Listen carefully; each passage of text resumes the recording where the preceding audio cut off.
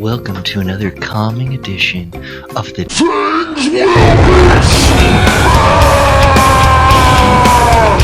Today we are taking a question from a subscriber.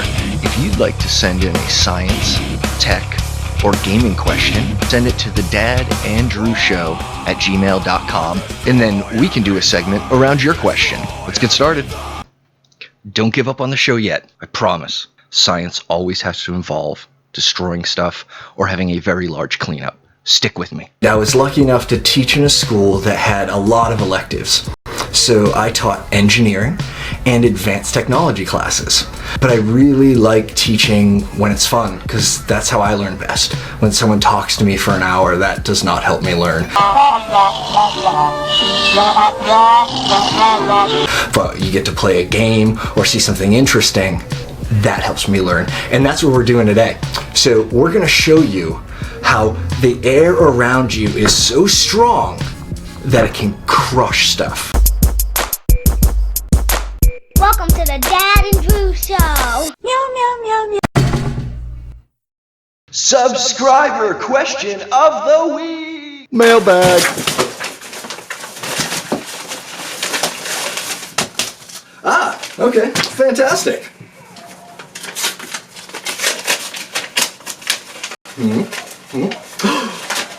I can see inside, but Andrew will tell you who it's from. This question comes from Ray and Brady from Northbridge, Massachusetts. Let's see what the question is.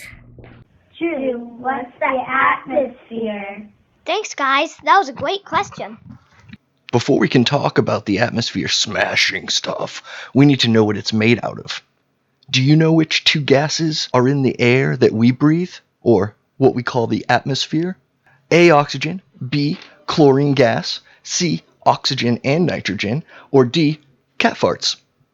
If you chose cat farts, surprisingly, you are right.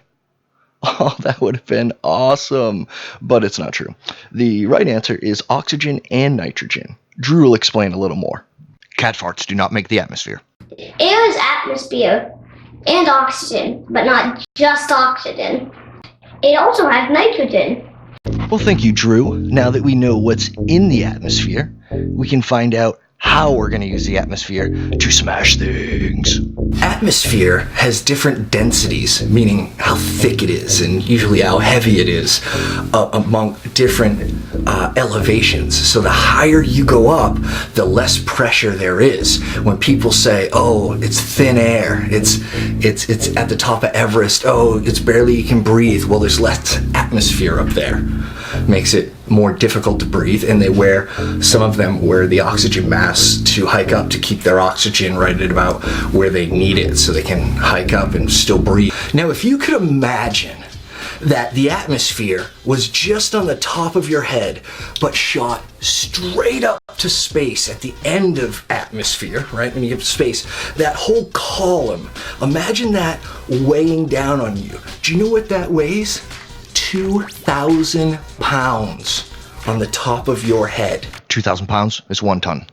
A ton of feathers weighs the same as a ton of bricks. Never bring that up again. 2,000 pounds.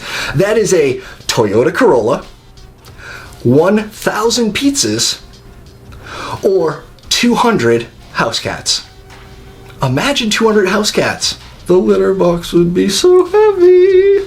So why doesn't it crush us? Well, there's atmosphere everywhere. It doesn't just flow down, it's all around. It's pushing this way. The air in our lungs is pushing out. Our bodies were born and evolved to withstand this among all the other living creatures on the planet as well.